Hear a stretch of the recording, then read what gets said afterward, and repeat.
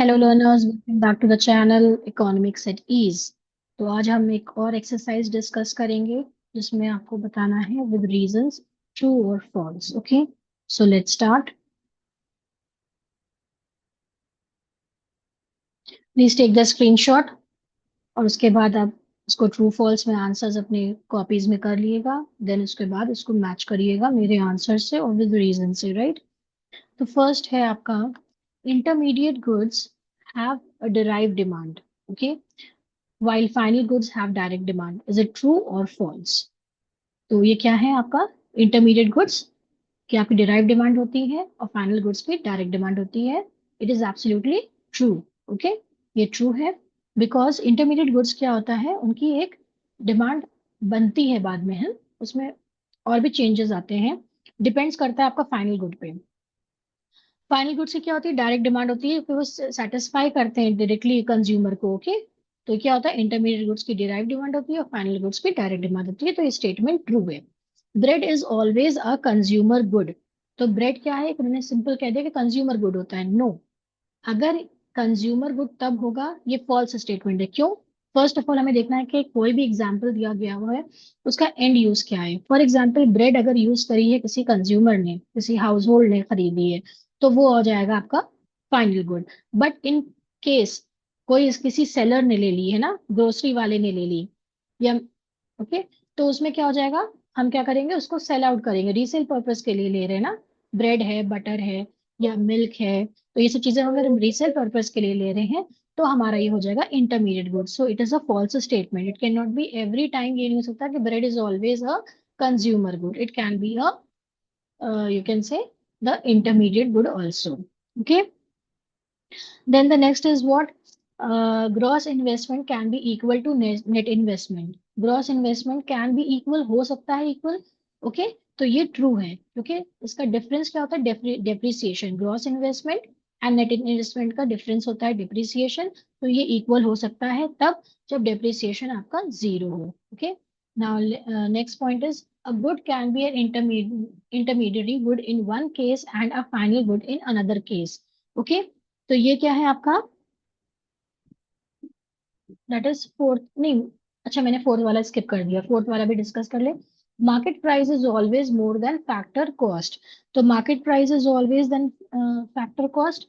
तो मार्केट और फैक्टर में डिफरेंस क्या होता है आपका, एनआईटी का होता है। ठीक है, market price can be less, ये फॉल्स है statement, market price can be less then factor cost अगर आपका एनआईटी जो है वो नेगेटिव है। क्योंकि मार्केट प्राइस का फॉर्मूला क्या होता है, market price is equals two factor cost plus NIT, that is net indirect taxes. ठीक है, तो मार्केट प्राइस तभी आपका जो है इक्वल हो जाएगा फैक्टर कॉस्ट के जब आपका नेट इनडायरेक्ट टैक्सेस की वैल्यू जो है आपकी जीरो होगी। ओके, तो ये स्टेटमेंट आपका फॉल्स है कि ऑलवेज वाला जो है कंडीशन गलत है। ठीक है, then a good can be an intermediate good in one case and a final good in another case. तो ये स्टेटमेंट आपका ट्रू है क्योंकि एक गुड जो है इंटरमीडिएट गुड भी हो सकता है, intermediate good as well as a final good. हमेशा मैंने आपको ये बताया कि कोई भी गुड आपका होगा तो आपको इंटरमीडिएट और फाइनल गुड आप तब उसको कर सकते हो, categorise according to its end use. ठीक है ना, तो ये स्टेटमेंट आपका सही है क्योंकि अगर आपने कार परचेज करी है हाउस होल्ड के लिए, या आपने एग्जाम्पल ले ले बटर यूज कर रहे हैं आप, या ब्रेड यूज कर रहे हैं कंजम्पशन पर्पज के लिए, यानी कि हाउस होल्ड ने खरीदी है, तो वो आपका क्या हो जाएगा, फाइनल गुड हो जाएगा। और एग्जाम्पल में वही आप बटर या ब्रेड या आप कार जो है बिजनेस पर्पज के लिए यूज कर रहे हैं, रीसेल के लिए यूज कर रहे हैं, तो वो आपका आ जाएगा intermediate good, right. Then sixth point is, the concept of normal resident applies to individuals only. नहीं, नॉर्मल रेजिडेंट्स में हमने क्या किया था कि उसमें था कि उसका इकोनॉमिक इंटरेस्ट होना चाहिए, मोर देन 1 ईयर होना चाहिए, राइट। और ये इंस्टीट्यूशंस पे भी लागू होता है। ठीक है, तो this is a false statement. In final goods no value is to be added. ये बिल्कुल ट्रू है, वो एक प्रोडक्शन बाउंड्री के बाहर जा चुका है। So in final goods no value is to be added. Okay, so it is a true statement. Then butter is only a final product। अगर अगेन आपको कोई भी एग्जांपल दिया जाता है आपको उसका एंड यूज देखना है। Okay, butter is only a final product when it is purchase by a house hold. ठीक है, when it is purchase by a house hold उसका एंड यूज होना जरूरी है। और अगर कोई बेकरी है या कोई आदमी है जो सेल आउट कर रहा है सामान आपका ठीक है ना, तो उसके लिए क्या होगा, वो इंटरमीडिएट गुड है, तो butter is only a final product, it is a false statement. Okay, then the ninth one, end use of the good categorize the goods as intermediate good and final goods। यही हम आपको शुरू से बताते आ रहे हैं कि कोई भी गुड है उसका एंड यूज देखना पड़ता है, उसी के अकॉर्डिंग हम उसको क्लासिफाई करते हैं इंटरमीडिएट गुड में या फाइनल गुड्स में। This is the true statement. Okay, statement is true.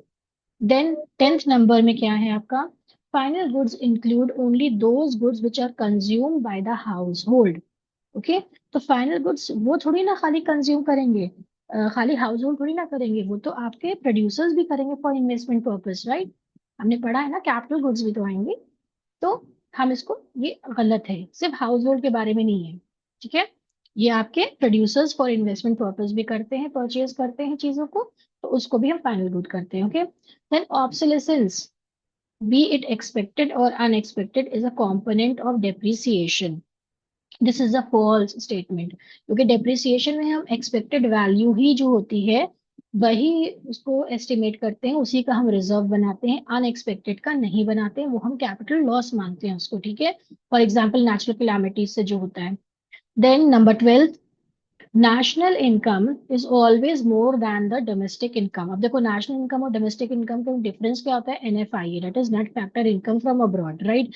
तो अगर national income can be less than domestic income जब आपका एनएफआई यानी net factor income from abroad जो है नेगेटिव है, और नेशनल इनकम हमेशा आपका क्या रहता है, डोमेस्टिक इनकम से ज्यादा रहता है, मोर देन डोमेस्टिक इनकम।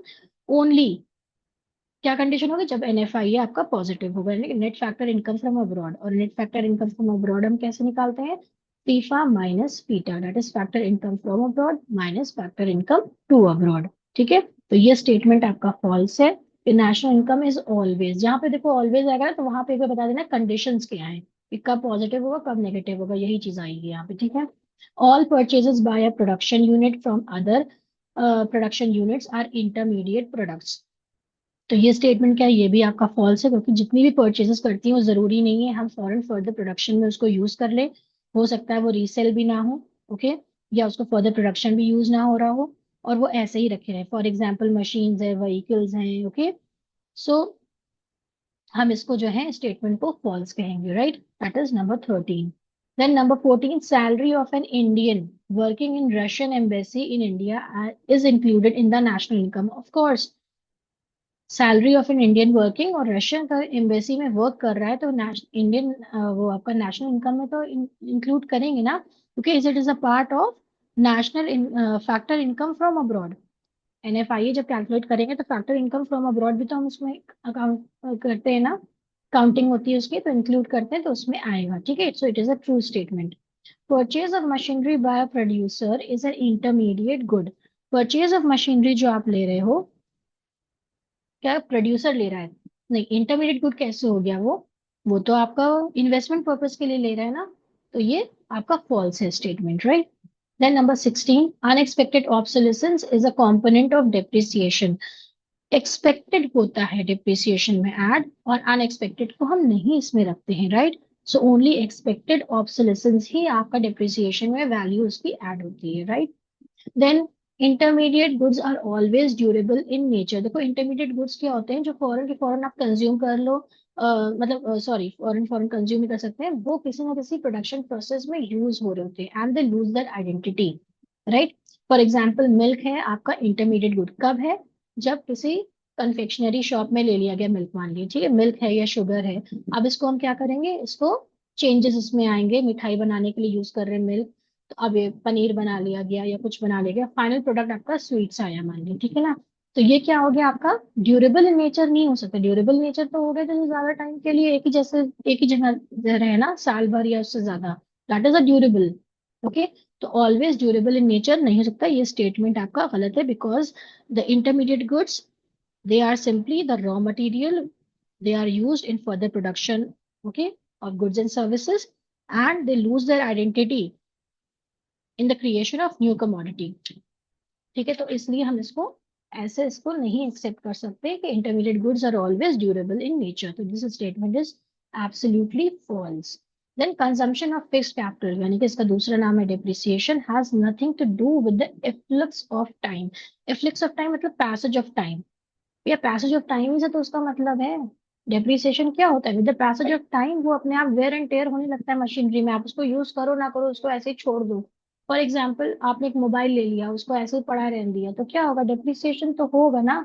उसको चाहे आप यूज करो चाहे ना करो, with the passage of time उसकी वैल्यू गिर जाएगी।